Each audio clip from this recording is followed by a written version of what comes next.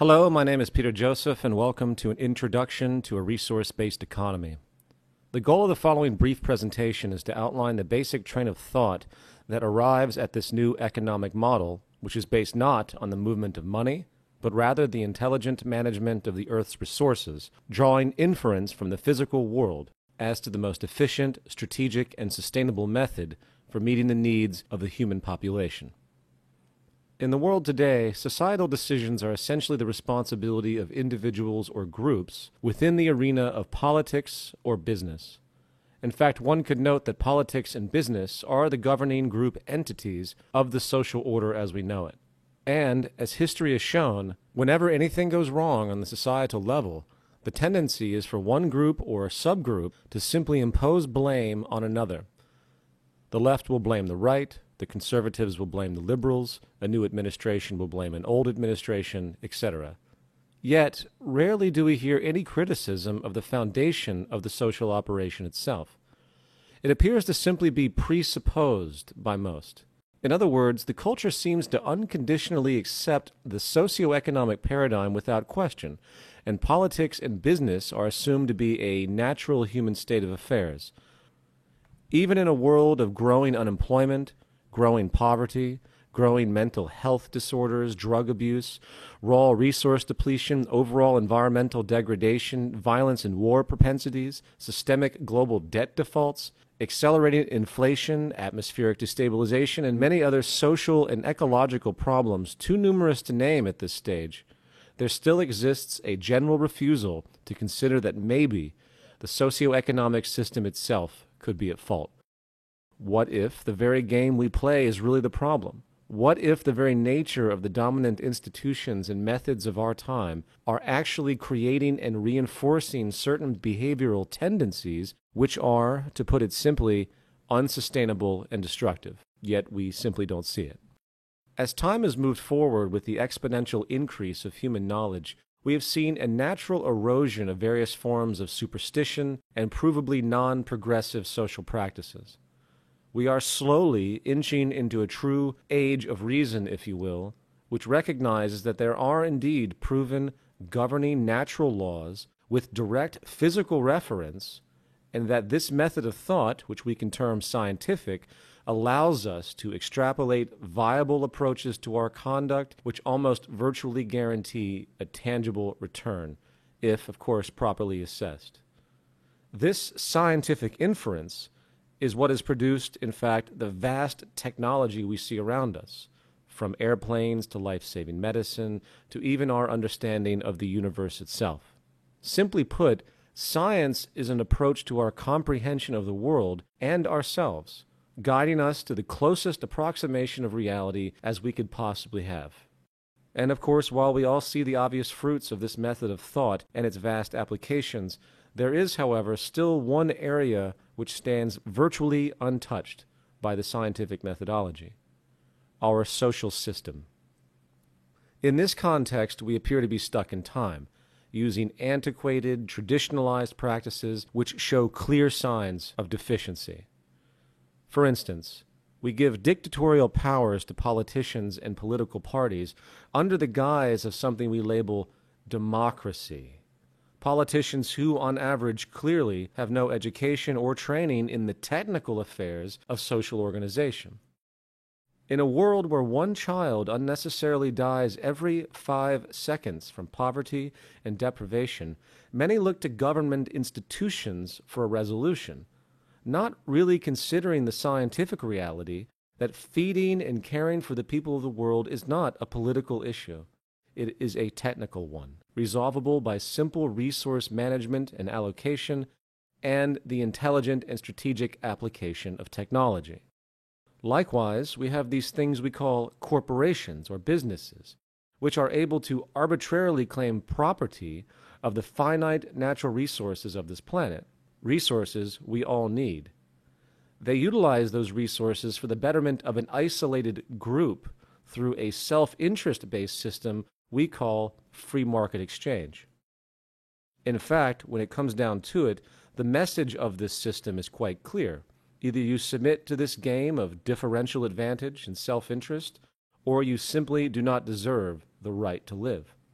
You must earn your right to life on this planet, if you will, which, to a thinking mind, is clearly a pseudo-totalitarian construct to perpetuate one group or class over another. Yet, again, this inhumanity goes unnoticed, for it is structurally built in. We are born into this system, and we are groomed to think it is a natural fact, an empirical way of life.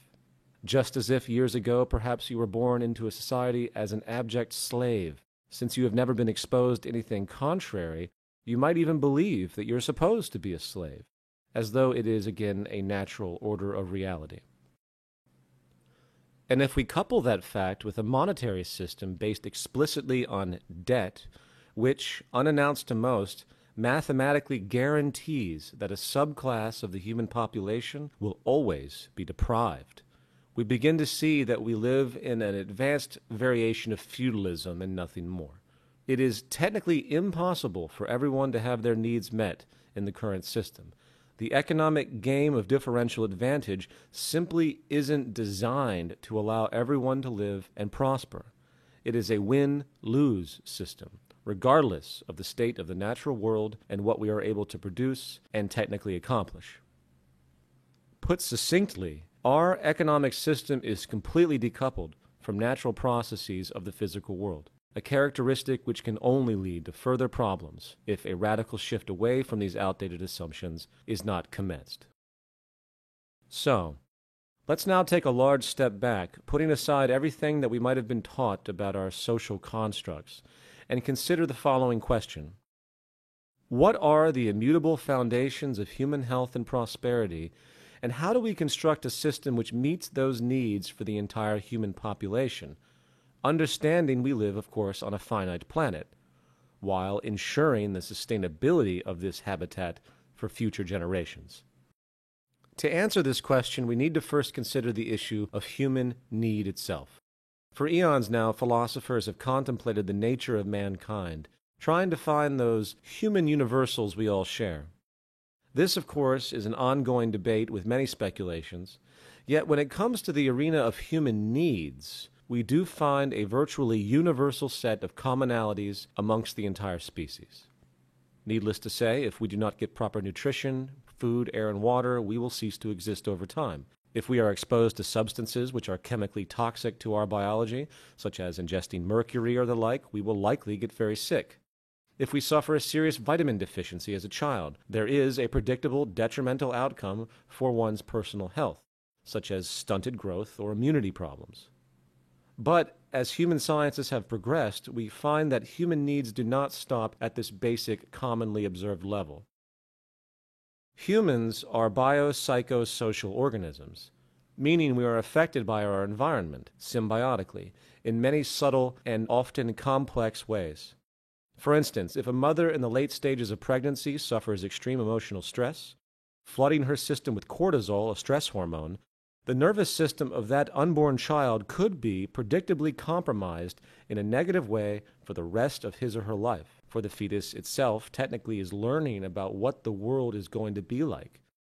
This also goes for infancy and early childhood as well, a critical developmental period where the organism is literally being programmed or adapted to the possible nature of the world they exist in, an impression which has been found to carry over for the entire life of that person in many ways. And if that critical period is met with negative stress, suffering, and pain, that child's development could possibly evolve into predictable tendencies of behavior, including propensities for addictions and violence in later life. The point here, with respect to human need, is that the physical, mental, and emotional health of a person can no longer be considered an isolated or temporal affair. We are social and environmentally connected in a very real and multifaceted way, and if our intent as a society is to produce psychologically and physically balanced human beings, the whole of society must be designed to meet those needs, not to mention adapt as our understandings change and knowledge progresses. So, public health in the broad view is really the ultimate measure of the performance of any social system, along with, of course, the intelligent, sustainable management of the earth, which provides the core resources we need. coupled as well with a social arrangement which is actually conducive for a healthy individual to prosper and hence the health of society itself and its progress. So, given this basic understanding, how do we go about designing a society that actually supports the human species while maintaining environmental balance? This brings us to the concept of a resource-based economy. A resource-based economy is a direct response to this natural, physical, scientific understanding, inferentially derived to calculate how to best meet the spectrum of human needs in the most efficient and sustainable way, taking into account what actually supports us, which again is the symbiotic relationship of this delicate, providing biosphere we all share. From there, we are able to arrange society with very little need for human opinion, if, of course, our collective goal is to maximize our sustainability and economic efficiency. The system that we describe is self-generating. It is self-evident once these parameters are assumed. There are three dominant economic considerations which need to be considered immediately: resource accounting, dynamic equilibrium, and strategic design. As far as resource accounting, we live in a virtually closed planetary biosphere with a set of mostly finite resources at our disposal. Given this reality, the logic becomes quite clear as to our responsibility if we wish to allow our habitat to sustain itself for future generations and meet the needs of the current population. We must organize and account. Proper economic resource allocation really cannot be made unless we have a clear understanding of what we have and where it is in a complete, unified way. Eventually, this understanding will lead to what we could call the carrying capacity of the Earth, which is very important information. But this accounting, of course, is only the first step. We also need to track the rates of change and regeneration, where applicable. Here we have what we call dynamic equilibrium. The classic example of this issue today is deforestation. Trees have a natural growth rate and cycle, and if our use of wood exceeds the rates of natural regeneration, which is of course the case today, unfortunately, we have a problem, for it is by definition unsustainable. Remember, as an aside, the monetary market model requires as much consumption as possible to keep the growing population employed and the economy operational. This is, of course, simply ecocidal. Remember, a core requirement of a true economy is to economize, or be strategically efficient and conservative. Today we live in what could be called an anti-economy. And this leads us to strategic design. Efficiently meeting the spectrum of human needs on a finite planet in a sustainable way means resource allocation must be optimized strategically and, of course, conservatively. Today, this is not done, or you could say haphazardly done, through arbitrary monetary realizations. It is about what can be afforded by the producer and hence the consumer, not what the most scientifically efficient and strategic usage actually is. Not to mention the issue of longevity of a given good and the method to be used for its eventual breakdown, hence recycling. All of these elements need to be considered in the initial design without the interference of the market system and cost efficiency, which serve as inhibitors to sustainable design. Again, an economy is about increasing efficiency at all times. It is about doing what is most scientifically correct, not what some company can afford in order to remain competitive in the market model. We need strategic accounting, allocation, and design as derived from proven technical parameters that assure maximum efficiency and sustainability. Anything less is simply negligence. So, resource accounting, dynamic equilibrium, strategic design sets the basic underlay for this resource-based economic model. So, let's now continue this inference. Building upon these, we can then arrive at the following more specific organizational points. First, we need to move from a growth to a steady-state economy.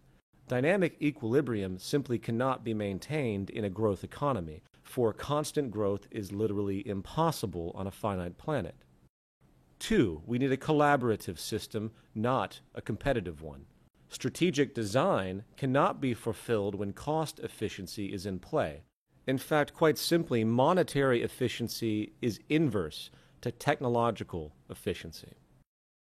Number 3, we need a planned, designed system. A system designed to take into account resource allocation, dynamic equilibrium, and strategic design explicitly. The dispersed, haphazard corporate system does not even come close, and the lack of efficiency and waste is simply unacceptable. 4, automation is put before human labor on all levels. This falls under the component of strategic design once again. Not only do we design consumer goods to be as efficient as they can be, but the very design of the production methods themselves to produce these goods needs to be equally as strategic to maximize accuracy and output. Unannounced to many, productivity is now inverse to employment in most sectors studied, which means it is socially irresponsible not to automate, for it can help us generate, in fact, an abundance. And 5, we move from a system of property to a system of access, and hence the removal of monetary exchange itself. There's a very large difference between the current state of affairs today and the scarcity that was intrinsic in the past. We have advanced production technology now which can enable what you could term an access abundance, or a system of resource allocation which could enable universal free access to goods and services without the need for anyone to use currency. Rather than having a property-based investment approach, value approach, which requires hoarding and, in fact, protection, we design a system of interchangeable access, like a rental or library system as we might see today. In a society where I, for example, might drive my car for only a few hours a week at most, does it really make efficient sense for me personally to store this vehicle where it will sit unused for probably 90% of the month? And if you extend that idea to the whole of the goods sector, the realization is that we can actually reduce production, create more efficiency, reduce the use of resources while, counterintuitively, simultaneously enabling more access of goods to the population when they need it. The term would be strategic access. Now, I know for many it's very difficult to think about an access-based society rather than a property-based one, given the materialism we have been groomed into, which serves to support the conspicuous consumption that perpetuates the market system and hence the demand for labor and everything else. But the efficiency of this concept, when all of those other requirements are removed, those false requirements of the monetary system, if done correctly, the efficiency of this approach is simply unparalleled. Demand could be dynamically tracked to avoid access shortages and overruns, and using the most advanced forms of automation and distribution technology, the convenience could far exceed anything what 99% of the world knows today, not to mention a reduction in crime as we know it by at least 90%. The bottom line is that money is no longer needed in a world that has an access abundance. Now, this concludes the basic summarization of the core attributes of the resource-based economic model. Is it perfect? Is it a utopia? No. But it would be cataclysmically better than anything we have today, which is continuing to damage ourselves, our environment, and shows all signs of getting much worse. If you would like to learn more about a resource-based economy along with the global organizations working to make it happen, please visit thezeitgeistmovement.com and thevenusproject.com for more information. I thank you for your time.